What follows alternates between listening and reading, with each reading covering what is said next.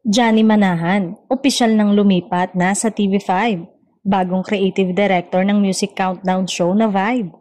Matapos ang ilang buwan bilang creative consultant ng GMA Network para sa talent management arm nitong Sparkle, kumpirmado ng umalis ang tinaguriang Master of the Stars na si Johnny Manahan.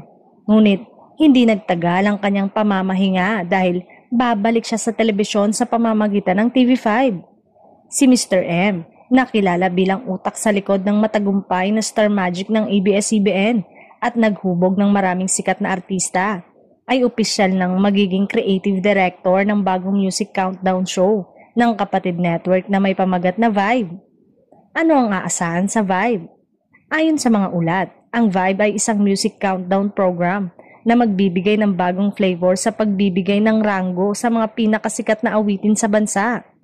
Bukod dito, inaasahang magiging platform ito para sa mga local artist upang mas makilala sa industriya. Muling paghuhubog ng talento. Kilala si Johnny Manahan sa kanyang matalas na mata sa pagtuklas at paghubog ng mga bagong talento. Dahil dito, marami ang umaasa na magiging game changer ang pagpasok niya sa TV5, lalo na sa larangan ng variety at music show. Mula kapamilya, kapuso hanggang kapatid. Matatandang matagal na naging haligi si Mr. M sa ABS-CBN bilang founder ng Star Magic. Nang magsara ang Kapamilya Network noong 2020, lumipat siya sa GMA Network para maging bahagi ng Sparkle.